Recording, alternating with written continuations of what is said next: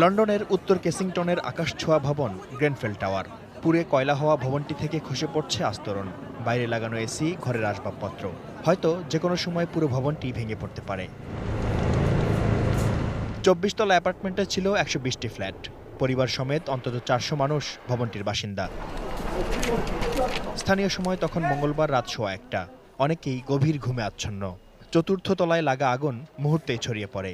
কিছু বুঝে ওঠার আগেই একটি একটি করে গ্রাস করে পুরো ভবন। রাতের নিস্তব্ধতা ভাঙে বাঁচার চিৎকারে। আগুন আর ধোঁয়ায় আচ্ছন্ন হয়ে যায় পুরো ভবন। খবর পেয়ে ছুটে আসে লন্ডন ফায়ার সার্ভিসের সবকটি ইউনিট।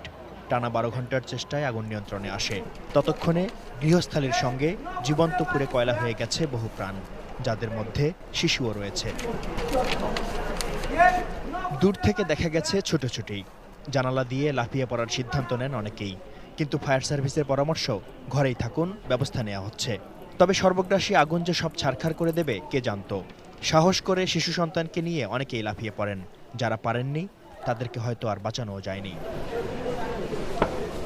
ভবনে আটকে পড়া প্রিয় মানুষগুলোকে খুঁজে পাচ্ছেন না স্বজনরা।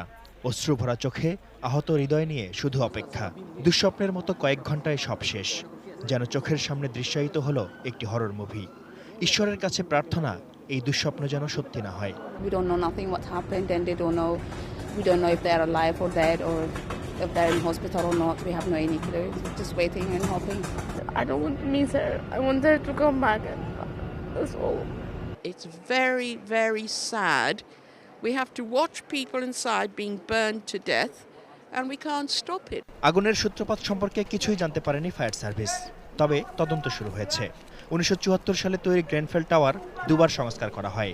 ভবন কর্তৃপক্ষ দাবি করলেও এর জটিল কাঠামোর কারণে নিরাপত্তা ব্যবস্থা ছিল খুবই দুর্বল। Shaon Mahfuz, desk report, ATN news.